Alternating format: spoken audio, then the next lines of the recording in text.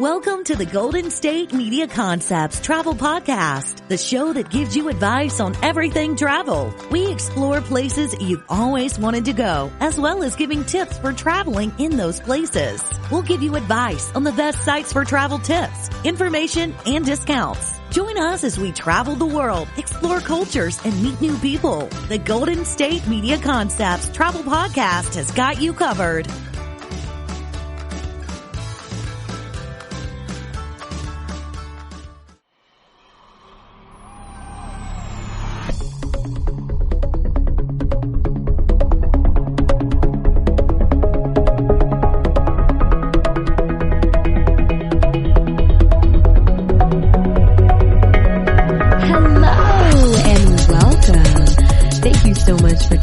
The GSMC Travel Podcast, brought to you by the one, the only GSMC Podcast Network.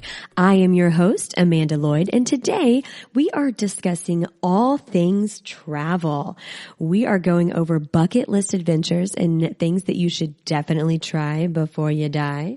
How Instagram is ruining travel for all of us.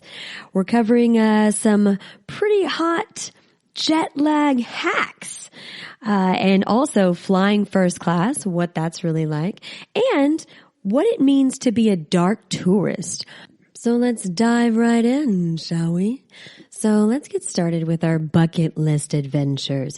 First of all, what is a bucket list? Where did this term come from? I did a little research, and I think you'll be just as surprised as I was to learn that bucket list is kind of a morbid term. So it comes from somebody like a long time ago, back in the day, standing on a pail or a bucket, and imagine their head is through a slip noose. And then when somebody kicks the bucket, then you know what happens after that. They die. So it's kind of like what you want to accomplish in your lifetime before you quote unquote kick the bucket. But fortunately, that bucket list has a much lighter meaning today. And when we think bucket list, we think all these Insta-worthy, adventures, right? So like swimming with the great white sharks in South Africa, or riding a hot air balloon in Turkey. We've all seen these amazing Insta spots, right? Right? Is it just me? Huh? Yeah. Well, today we're covering some must-do bucket list adventures. And no matter who you are, you can appreciate these top 3 bucket list adventures. Number 1 on my list is ziplining in Costa Rica. Ziplining is freaking awesome. So if you haven't done it, definitely put that on your bucket list. If you're an adventure junkie and you love the feelings of butterflies in your tummy, this is definitely for you. Now, I've been ziplining more times than I even care to count. And I'm not even trying to humble brag with that. I'm just trying to give you a little background on my street cred, my ziplining street cred, if you will. And I want to share with you one of my favorite experiences. It was in Costa Rica, and it was in the area of Costa. They have a spot there where it's kind of like a 3-in-1 kind of adventure. And it does take, like 8 hours. So I would set aside a whole day for this, but you can horseback ride up the volcano and then you zip line all the way down through the treetops of the rainforest. And at the very end, you sit in these natural hot springs, because keep in mind it is a volcano, and you lather yourself with volcanic mud.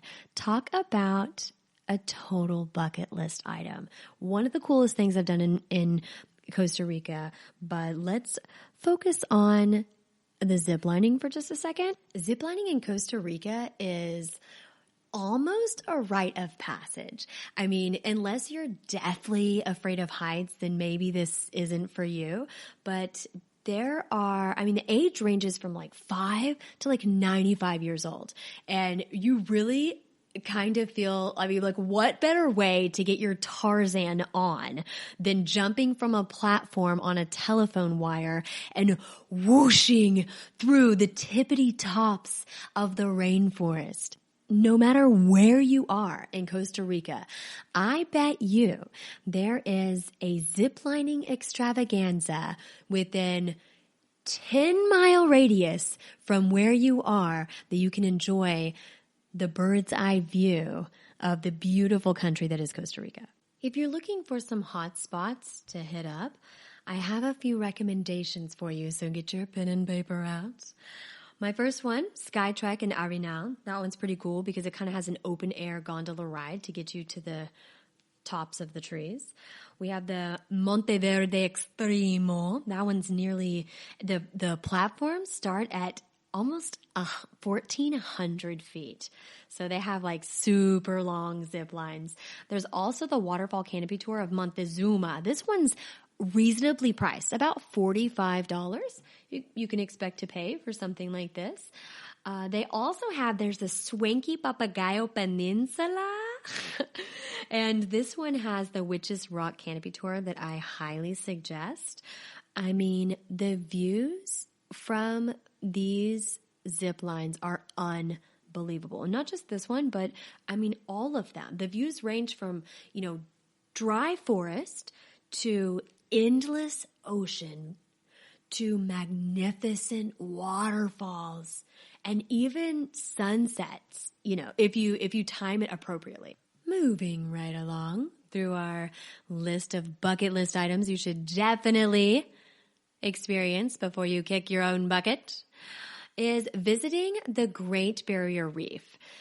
And for those of us who are just a little less geographically inclined, the Great Barrier Reef is located off the shores of Australia. Think the northwest corner of Australia near Queensland. And what's so special about the Great Barrier Reef is it's the largest living structure on the planet. Literally, it's so big, it's visible from space.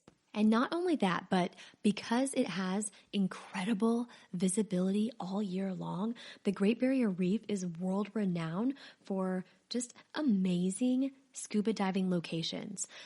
But if you're not into scuba diving, that's okay. They have other things. You can sail, you can swim, and a really fun, cost-efficient way to explore the Great Barrier Reef is to go snorkeling. A lot of times it's free.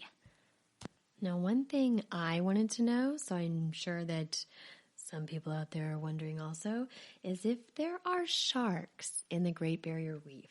And hold on to your willy whackers for this one, because yes, there are indeed sharks out there. However, in theory, there's no great white sharks because great white sharks are more of a cold water type fish.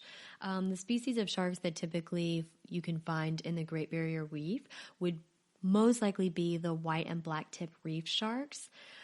And a great follow-up question would be, now do these black tip reef sharks bite people? And again, hold on to your willy whackers because the answer is yes. However, before you write off the Great Barrier Reef, they do not pose a serious threat to humans. According to the International Shark Attack File, or ISAF, they have only recorded 11 unprovoked black tip reef shark bites on humans, and that's since 1959. So you have a higher chance of getting in a vehicle accident on the way to work than getting bitten by a shark, if that gives you any peace of mind. And on to my last and final bucket list recommendation is, drumroll please, the Northern Lights. Yeah, how magical of a gift is this to our planet? I know we've all seen pictures of the Northern Lights on probably Instagram or Pinterest or Facebook or even just Google around, but there's something about witnessing the Northern Lights in person that just makes you feel like such a miracle yourself. It's really like witnessing the Northern Lights is really kind of a transformational experience. Some people wait several years, even a lifetime, just to see this perfect and spectacular display take place right before their very eyes. A few fun facts. Sometimes it's called the Aurora Borealis, which is, newsflash, not so easy to say, so that's probably why we've nicknamed it the Northern Lights. The Northern Lights, as one might guess, is located at the northern top of our planet near the Arctic Circle. And the best time to view this spectacular display of lights is, I would say, late August, like September-ish, to the very beginning of April. But swimming the Great Barrier Reef is still relatively safe for everyone, as long as you're, aware of your surroundings, you follow the direction of the boat crew, swim within the viewing distance of the lifeguard, stay within the roped off areas, the natural, normal things you would do to be safe in everyday life. And another great tip is to bring like an underwater camera. That way you can take some really nice snapshots to remember that for later. To be honest, over the last 3 decades, the coral has kind of dissipated. It has to do with the pollution. Global warming has caused kind of like a coral bleaching epidemic. Also, it's due to some coastal development. It still remains a threat. But there are still some really good spots that you can swim and get some really good pictures. And I know it's kind of like, well, if there's not going to be great pictures, then I don't know if I want to waste my vacation there. But pictures aren't everything. Just because you can't post it to the gram doesn't mean you shouldn't check it out before the coral reef dies. And that is a great segue to my next segment. So stick around after the break when we talk about how Instagram is ruining everything. Do you want to be healthier, yet you just don't know what to do? All these shows telling you this and that, but nothing seems to work. Well, listen close. Golden State Media Concepts has got something great for you. The Health and Wellness Podcast dedicated to workout trends, healthy eating habits, diet, and everything about healthy living. Join us in our banters as we help you not just live life to the fullest, but live it to the healthiest.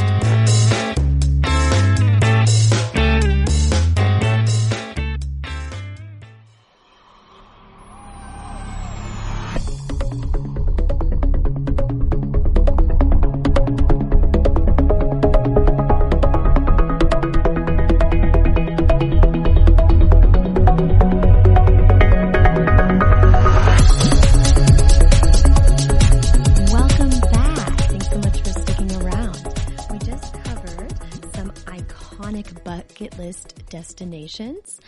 But what happens when these bucket list destinations become an Instagram checklist? I'm going to break down why Instagram and social media is ruining everything for all of us all the time.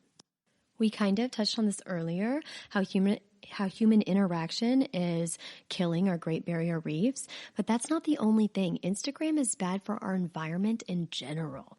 I mean, we all do this, right? Like, we'll see a really cool Instagram picture with some Instagram influencer that we follow online, and we're like, man, that looks so cool. I want to go there. I want to take my own picture with that. So we get immersed in this Instagram life. And then you times this by, 50,000 people, and it subsequently takes a toll on the environment. I mean, there's a place in SoCal in the spring that's a field of blooming wildflowers. And a few Instagram influencers took a few photos, posted it online, and then a flock of humans to the tune of about 50,000 people went to this field and to take their own photo to post on Instagram. And when they flocked to this field, they trampled the flowers, they picked the flowers, and killed the field. I mean, these flowers will not grow back. They murdered the local ecosystem there.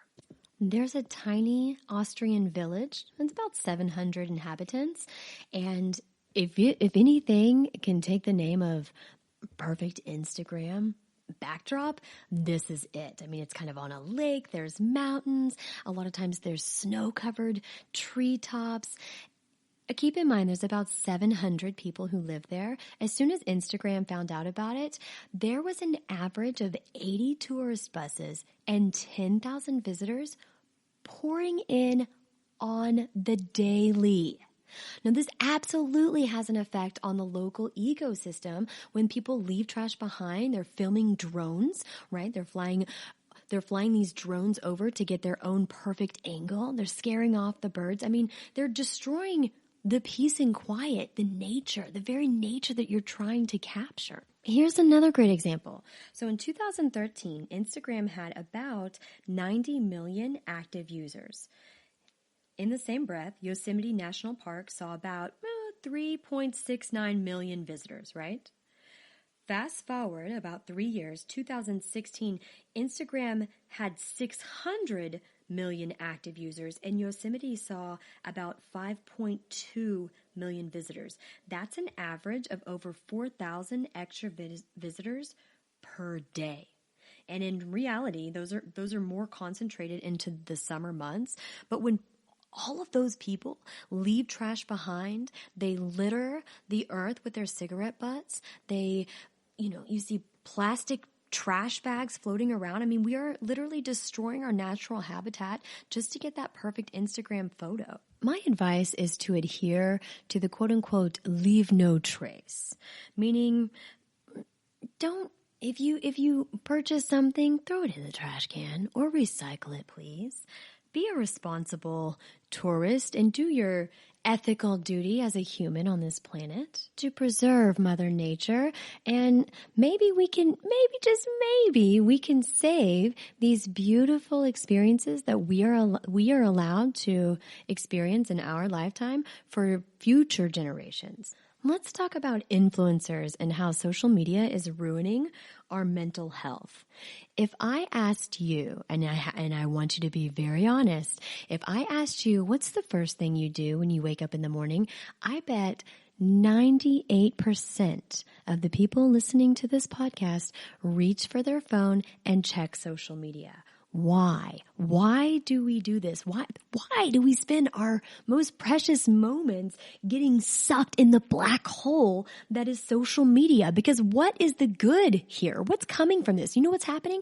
We're comparing our lives to these influencers that are living a fake life. We all know this is fake. There's a constant comparison, and it's a waste of time and energy. We scroll through our feed and we see photos that are perfectly staged with the perfect lighting, and it's edited oh so perfectly. And what do we think? We think, now I have to get up, roll out of bed, and go to my 9-to-5 job or whatever it is that you do. And it's this constant internal dialogue of my life isn't enough. Study after study indicates that social media is a catalyst for depression. Basically, we are measuring our self-worth based on the amount of social engagement. So if we post something and we don't get as many likes or comments as we think we should, oh, that's it. I must not be as valuable as I thought I was, And on the converse side of that, when we do get likes and comments and shares and follows, right? What's happening on a neurochemical level is that our brain is releasing a hit of dopamine. So you get a like, boop, there's a hit. You get a comment, boop, boop, there's 2 hits of dopamine. And this is a very similar reaction to when we take drugs. So it is actually very similar to a drug addiction. We can physically become addicted to social media. And it's not even the threat of addiction to social media, but it takes you out of the real life experience. So here you are spending your hard-earned PTO in this beautiful place that you've probably planned for a long time, and you want to experience, a new culture or a new food or something, but you're too busy looking down at your phone and creating content and editing photos and thinking about your captions that you're totally missing the real life experience, which is the point of travel anyway. Okay, I'll get off my soapbox now. But I'll leave you with this.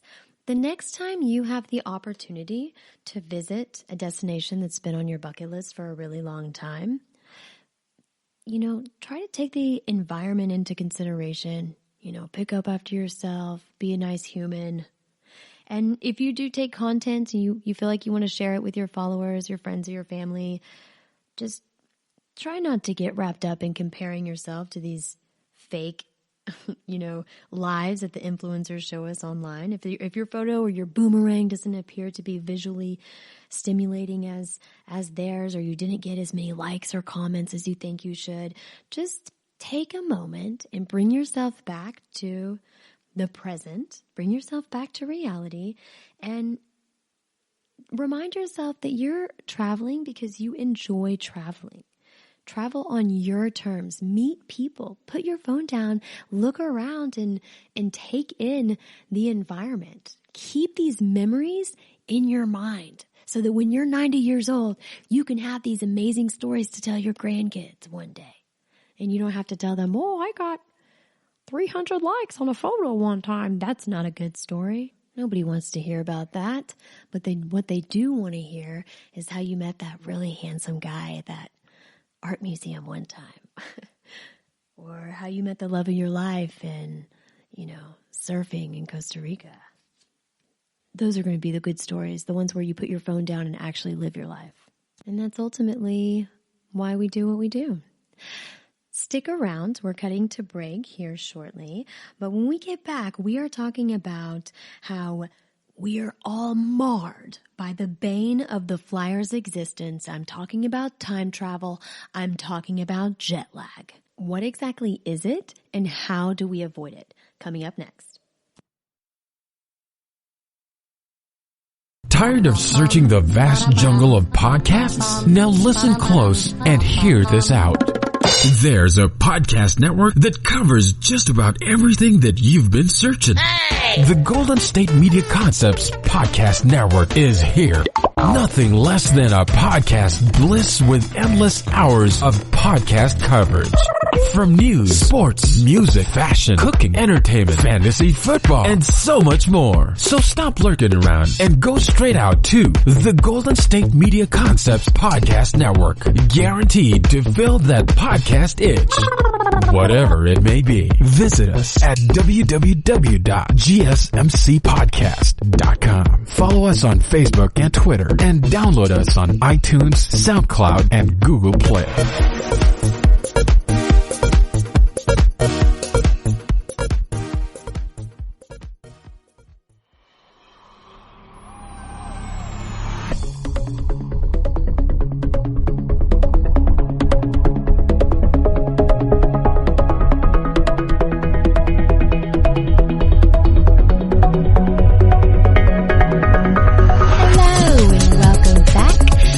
The topics of some amazing bucket list destinations and how Instagram is ruining everything. And now it's time to switch gears and talk about something I like to call time travel. You might know this more by the term jet lag, but either way, it can be such a downer.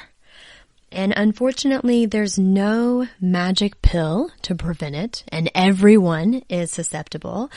But I do have a few tips and tricks up my sleeve, and hopefully this will help you enjoy your next beach holiday. So let's dive right in. What exactly is jet lag? I would describe jet lag as a temporary sleep disorder, if that's the right word for it. It's basically when your internal clock is out of sync with the local time. So you feel sleepy when it's light outside, or you're wide awake at like 2:30, 3 o'clock a.m. when everybody else around you is sleeping. It's those feelings of fatigue, maybe you feel slightly disoriented, you have difficulty concentrating. Some people get really bad headaches or feel like a physical exhaustion. Some people either experience diarrhea or constipation. None of these are good feelings to have when you just land in paradise. Now, here's what you need to know about jet lag. First of all, the world is divided into 24 time zones. That makes sense, right?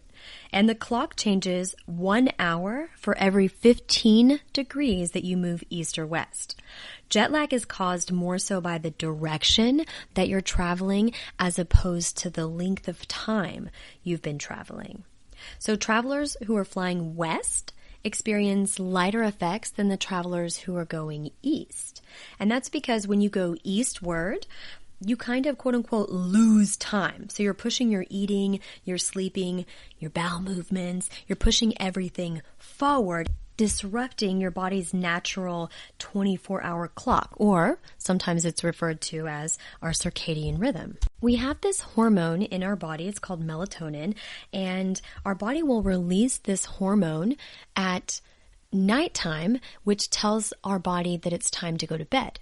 And then when we wake up in the morning, our body stops secreting the melatonin, which allows our body to be up. And it kind of all depends on the light, the natural light that's outside. Okay, enough of the science talk. Let's get into the nitty-gritty, the top tips I have for you to avoid or beat the jet lag. So number one is a few days prior to leaving, let's say you have a big long trip headed to Bali in a few days, I suggest if you're heading west, go to bed just a little bit earlier, a few days before the trip. If you're heading east, go to bed a little bit earlier. And that way you can get a head start on the shift that will happen with your natural body's circadian rhythm. Okay, number two, sunglasses. Get your shades out. You know, you see people sometimes and they're inside and they're wearing shades and you're always like, why are they doing that? Maybe they're going on a really big trip sometime. So just going back to the point that everything is about light, when your eyes perceive the light, your body wants to wake up. So a few days before your trip, wear sunglasses at the appropriate time, depending on if you're going east or west, and you'll help kind of alleviate some of that shift. If you are going a long distance, like over 7 hours of travel, I suggest planning a stopover or a layover somewhere in the middle. And that way, that kind of break can kind of allow your body to naturally and gradually adjust.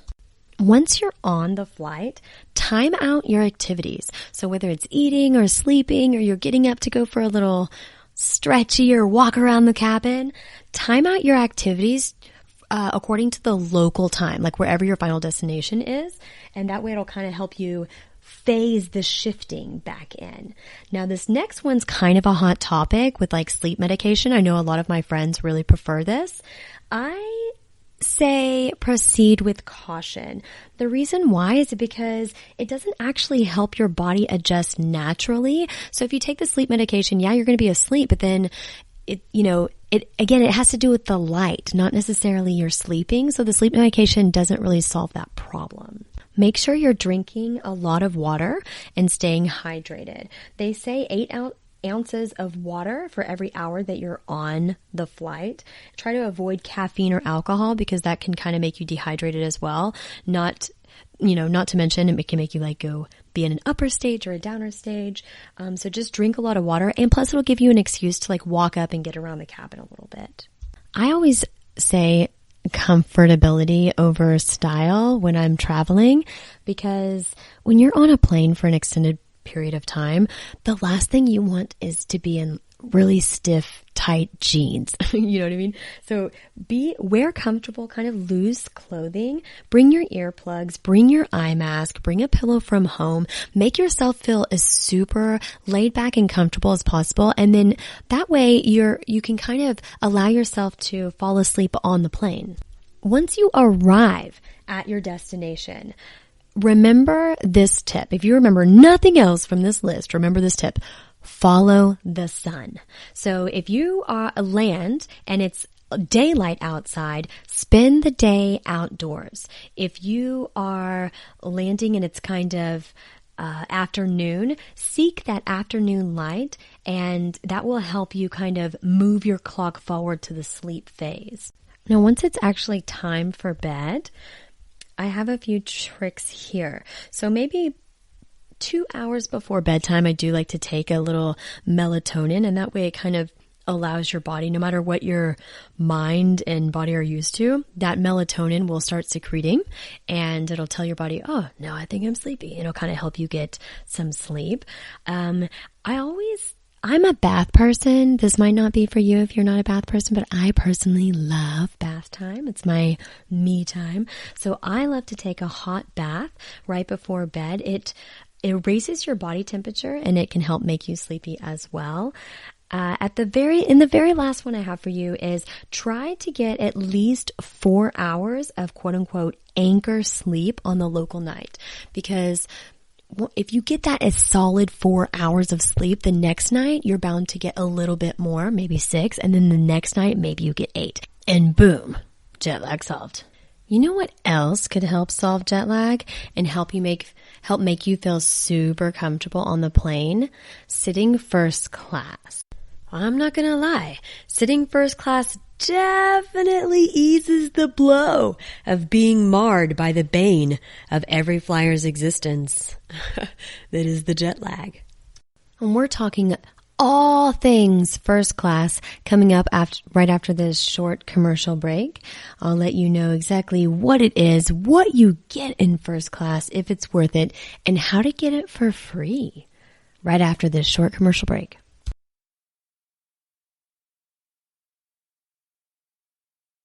Always on the go, but the day just won't be one without your Hollywood fix. Let Golden State Media Concepts Entertainment Podcast take care of that. Jordan and Keith is Entertainment Tonight meets Access Hollywood. I'm Jordan. The guy laughing, that's Keith. Yeah, I'm Keith. An all-inclusive look of pop culture.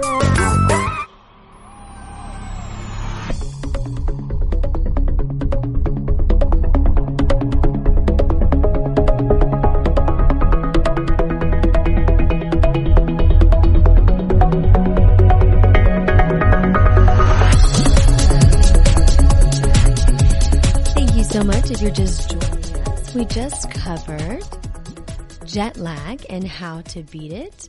And one fancy schmancy way is to, just casually book a ticket in first class.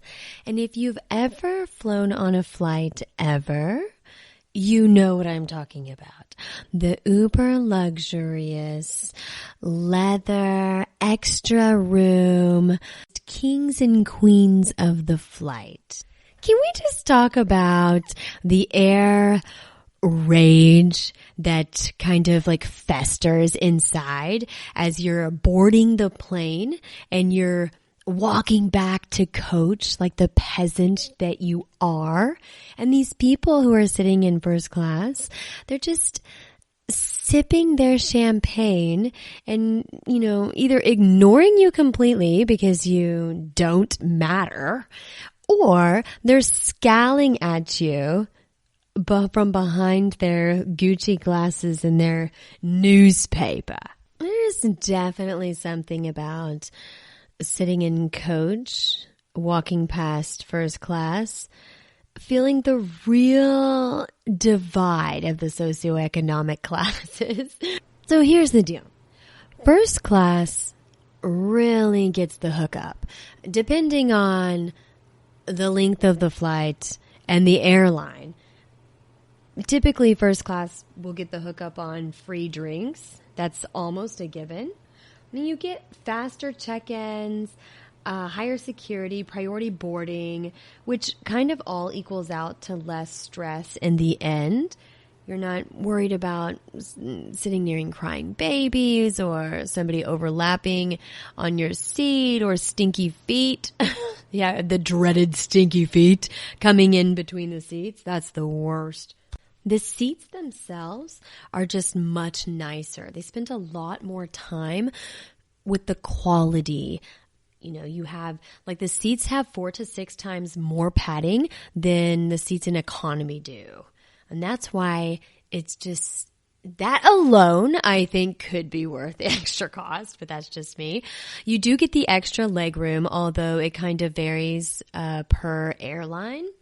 Sometimes you get larger TV screens, and depending on the airport, sometimes you get access to exclusive airport lounges like before your flight. And sometimes, ladies, these lounges include free mani-pedis. I mean, you can't get more luxurious than that. I immediately retract that last statement because actually, yeah, you can. Have you guys ever heard of Etihad Airways? Okay, because if you haven't heard of them, now you have. The Etihad Airways, you're not even ready for this.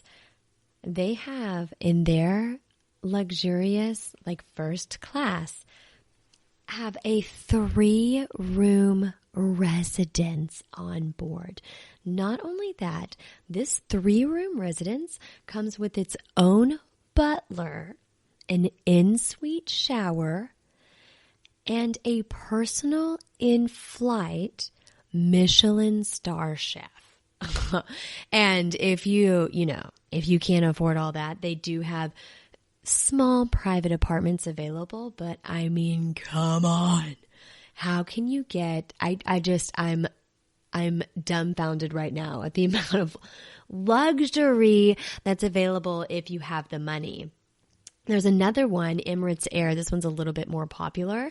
They have a complimentary chauffeur service. So I've actually flown Emirates Air when I was going to Bali a few years ago, and I didn't see this chauffeur service, but maybe that's because I wasn't sitting in first class.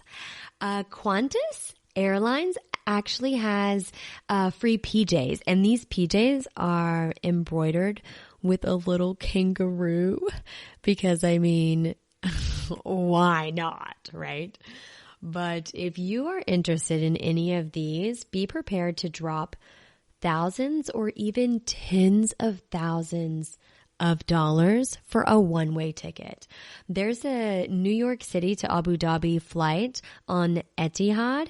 It's a first-class flight, and hold on to your willy whackers because this ticket will set you back a cool 32,000 buckaroos.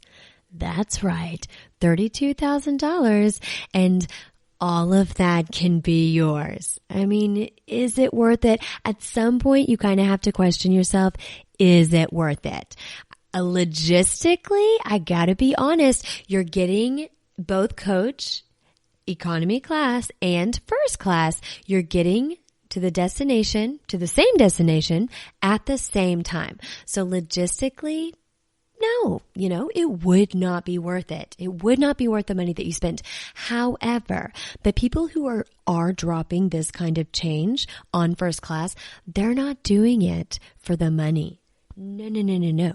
They are doing it for other reasons, like showing up, feeling rested, relaxed. Maybe you meet somebody on the flight that's really good for networking. Maybe they have some work to do, so they have their own little office space. They have their privacy. So these are the people who don't really care about the money so much as they value something else, whatever else it is that they value. But if you're like most of the humans who inhabit this planet, money is an issue for you. But what do you do when you want to treat yourself? And maybe you want to sit in first class, but you don't want to pay the thousands of dollars. Well, I have a few hacks for you, my friend. So sit down and take some notes. These days, they have several credit cards out there that offer points for when you spend money like you normally would on a credit card. They reward you with these point systems, and you can change these point systems in for travel miles or upgrades and things like that. If you're an avid traveler, you for sure have heard about the points guy or similar people who do kind of the same thing. So check some of those out for good pointers. You're already spending the money, so you might as well get rewarded for it if the credit card companies are going to give you back something, Also, If you're on a completely packed flight and you see the stewardesses walking down the aisle, asking people for volunteers to take the next flight, give up your spot. If you have a lot of time, give up your spot and negotiate an upgrade on the next flight. Once you find your seat and you sit down, check all around you. And by that I mean check your armrest. Does it go up and down? Recline your seat back and forth. How about the tray table? Give that a little look-see, a little once-over. If there's anything dysfunctional or about your seat, let the flight attendant know, and they could move you into a new seat, and it could be first class. So there's a nice little way to do it. Also, if it's a special occasion, if you're flying for, let's say, a birthday or an anniversary or a honeymoon, definitely let the flight attendees know, because a lot of times they'll try to make it a little extra special for you. And one of the biggest tips I have is so rudimentary, but people forget it. But just be nice, like be kind, because the flight staff, they have power. They can move you to a new seat. So just smile and be nice and understanding. I've actually gotten upgrades like that before. So I'm telling you from firsthand experience, it works. All right, it's that time again where we're heading to a really quick break. But after the break, stay tuned, because we're going all the way to the other end of the spectrum, and we are discussing dark tourism. What is it and why is it a thing? We'll be right back right after this. Are you tired of the same old news? Are you sick of the seemingly endless political spin and negativity? The GSMC America's Still Beautiful podcast is a weekly news podcast covering all the top positive and uplifting news stories. We cover stories that will inspire, uplift, and remind you of the good in the world. Tune into the Golden State Media Concepts America's Still Beautiful podcast to get all the great and positive news stories of today. Download the GSMC America's Still Beautiful podcast on iTunes, Stitcher, SoundCloud, Google Play, or anywhere you find podcasts. Just type GSMC in the search bar.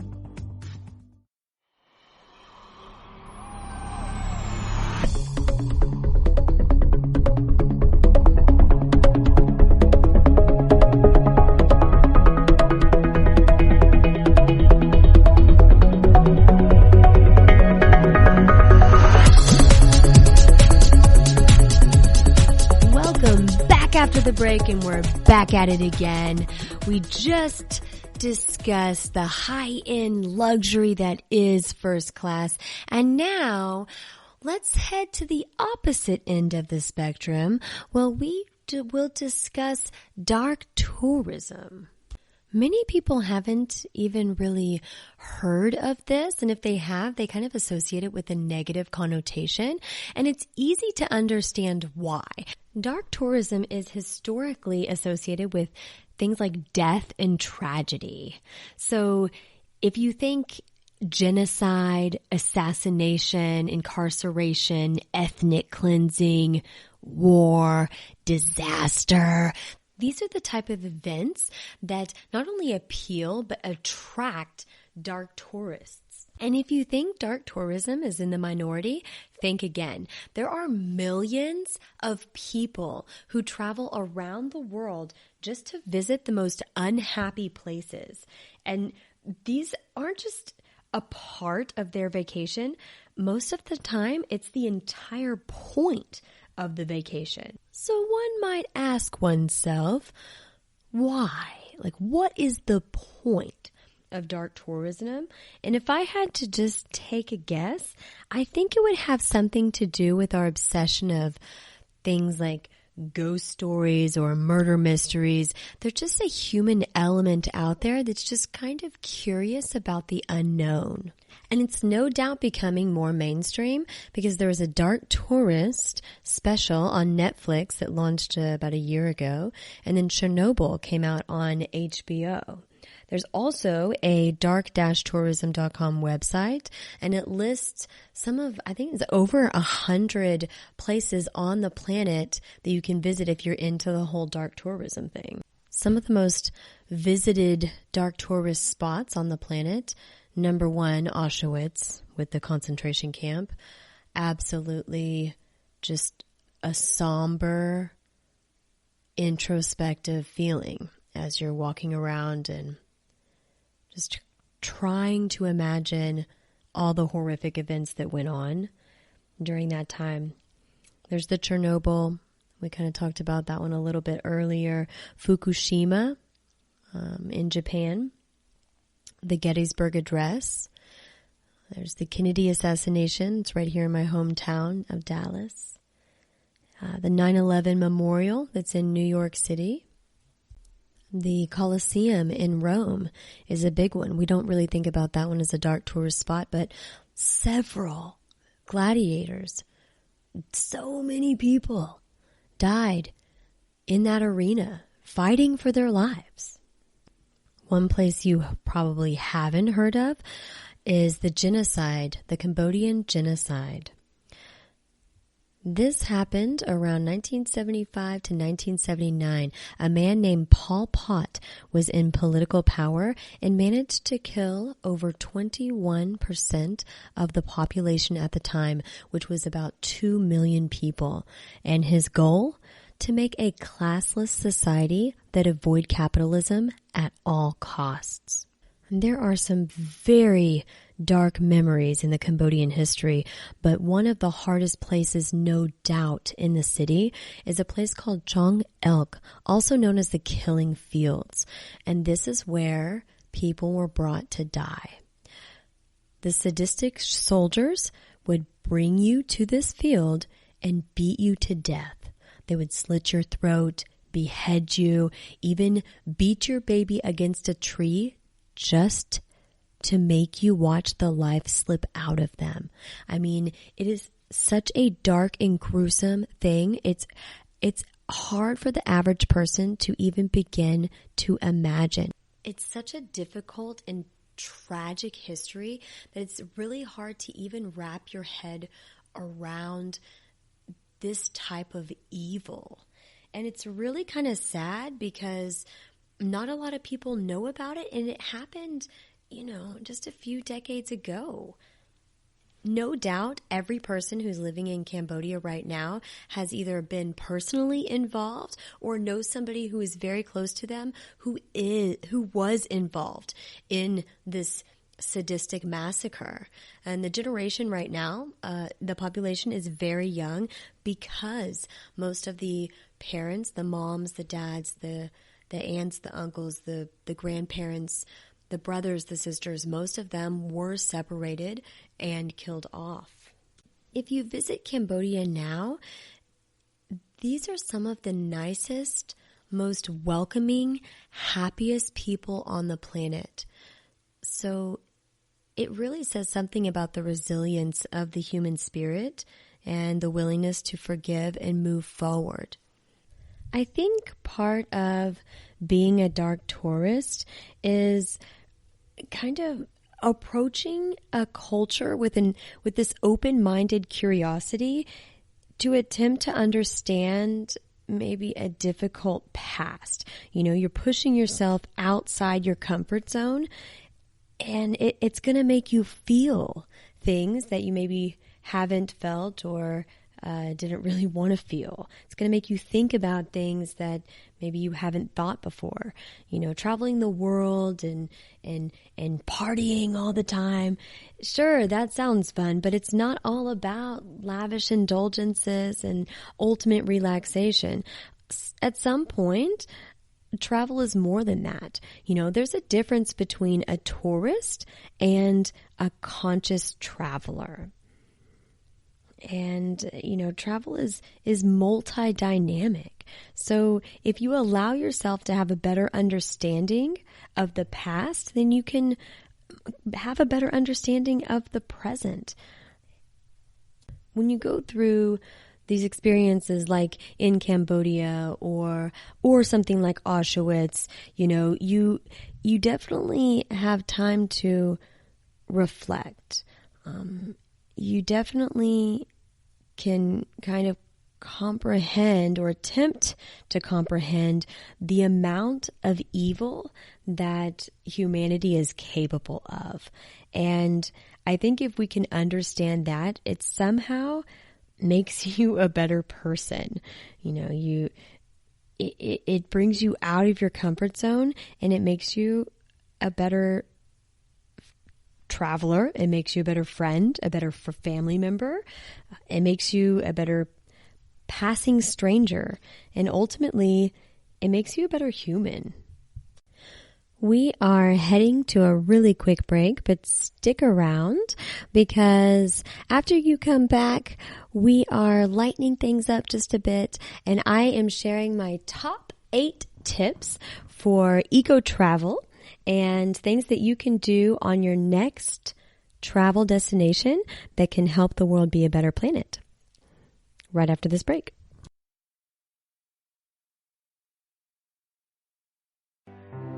The GSMC Life and Happiness podcast takes you on a journey of exploration. We'll discuss tried and true methods alongside the latest trends of how to best live your life to its fullest and happiest. From psychology to meditation, science to self-help books, the GSMC Life and Happiness podcast will help you to discover what makes you happy and how you can live life being the best you possible. Download the GSMC Life and Happiness podcast on iTunes, Stitcher, SoundCloud, Google Play, or anywhere you find podcasts. Just type GSMC in the search bar.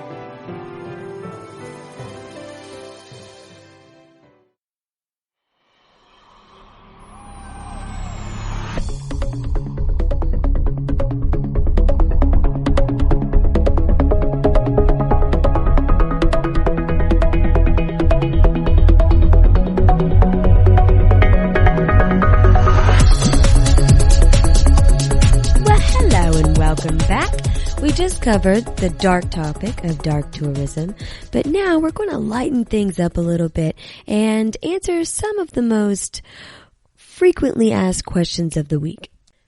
The first question we have here is, why do we need to turn off all of our electronic devices before an airplane takes off and lands? That is a really good question. What they say is it has something to do with the interference of the electromagnetic sphere that is the airplane, but guaranteed that even though the flight staff repeatedly tell us to put our phones on airplane mode about 17 times before takeoff, the stats are about 4 in 10 people still disregard these warnings. So what that means is there's little evidence that stands behind the electromagnetic interference, but there's still a few like anecdotal instances where it's like, like one time there was a flight where a 30-degree navigation error was just simply rectified by a passenger turning off his portable DVD player. So it's things like that you're like, maybe this has some credibility to it, but really, for the most part, we don't really know the answer to that. Question number 2. Do you have to be rich to travel the world? Honestly, travel is probably one of the more expensive hobbies that you can have, but there are websites out there nowadays that can help you find and book, like Skyscanner.com. I really like that site a lot. That's my little secret go-to. But honestly, Google Flights has really never let me down. The good old trusty Googs. And there's another secret that I'd like to share with you. If you book at the right time and the right day, you can actually get a cheaper fare statistically. So if you're doing a domestic flight, that's 57 days in advance. If you're going international, book 117 days in advance. I find that Tuesdays at 10 a.m. are the best times to book the flight. So there you go. You don't have to be a Beyonce or a Bill Gates to travel the world. If you kind of scour the internet for some deals, there's some good things out there for you. The next question. What are some common items that you bring with you every time you travel? I love this question. I usually pack a few staple items. So number one, I always pack some sort of like power strip or like a portable charger, something that can charge my laptop, charge my phone. The worst thing is when you are out or on a plane and your phone is dying and you don't have an available power source. It's like when your phone dies, your life dies. So I always keep a power charger handy. The next thing I bring is like a scarf or a wrap or a pashmina, especially if I'm on a plane. It gets super chilly on the plane, so I like to have something to wrap up with. But then it doesn't take up a lot of room in my luggage, so when I finally do land, I can just kind of stuff it in there. One really cool trick that I do that I don't think a lot of other people do is I always take a picture of like my luggage and then my passport. So that way, if I lose anything, if the airline accidentally loses my my luggage, I at least have something of proof to back myself up. So yeah, those are my little tidbits. And my next question, what is it really like to be a travel writer? Well, it's awesome, and sometimes it's not. So, sometimes you find this like beautiful beach hideaway in a really remote destination, but then other times, you're sitting in an airport because of a missed flight or several delayed flights, So one day you have a delicious meal and the next day you have a nasty case of like deli belly. So, I guess it's equal parts rewarding and challenging. But you can kind of say that for anything, right? These days, the travel gets all the glam, the glitz and the glam without any of the realities. But trust that there are some not so great things that happen being a full-time travel writer. The next question, what's the best way to sleep on a plane? Well, you know what? Sometimes these work for me and sometimes these don't, but I'll share them with you anyway. Well, first of all, there's a little joke in the traveling world they swear by a knockout cocktail, and this is called the Ambientini. It's a sleeping pill with a vodka chaser. I, of course, do not recommend this, especially if you don't have a prescription from a doctor. So I am no way telling you to do this. It's just a little joke, but there are better and safer ways to get through the flight. I like to do a few drops of lavender essential oil and kind of put it on my face mask and put my face mask on and cover my eyes and kind of nod away. It does help me too if I get some sort of pre-flight exercise. So either some yoga or maybe some HIIT.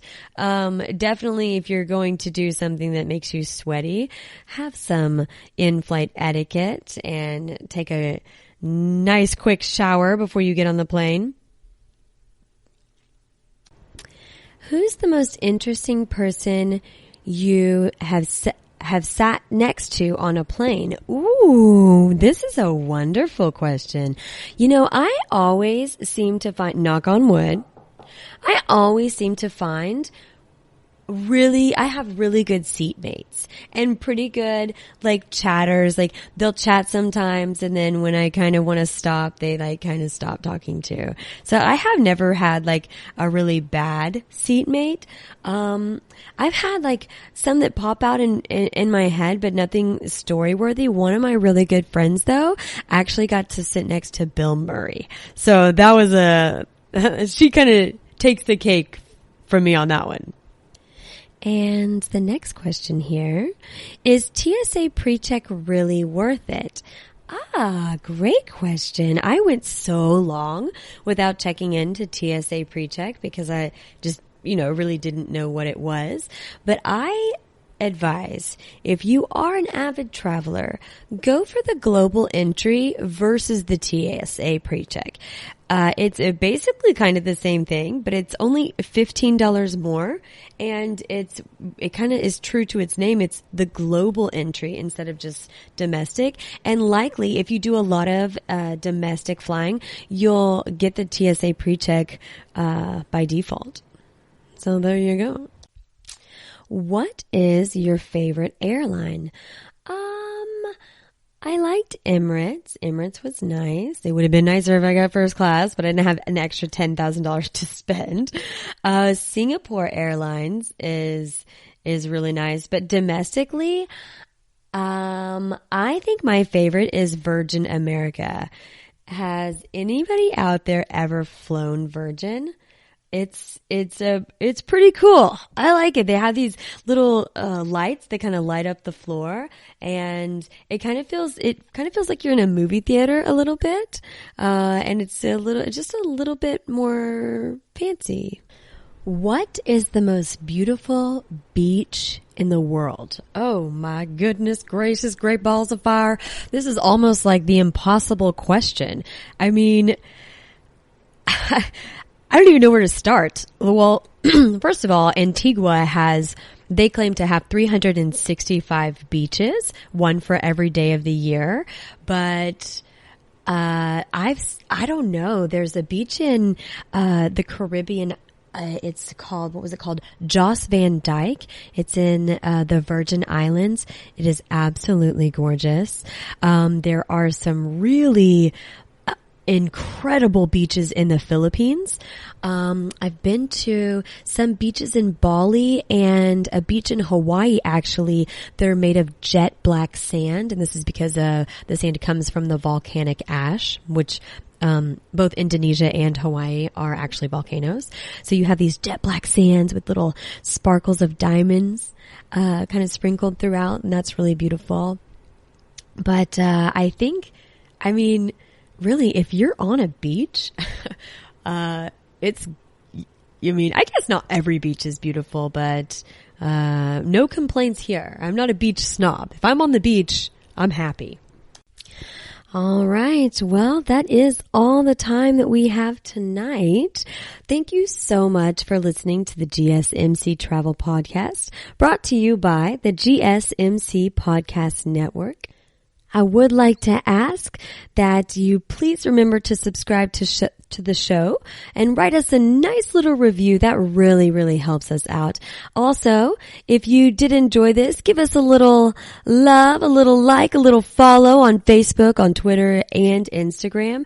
Thank you again so much. I'll see you soon, and have a good night. See you next time.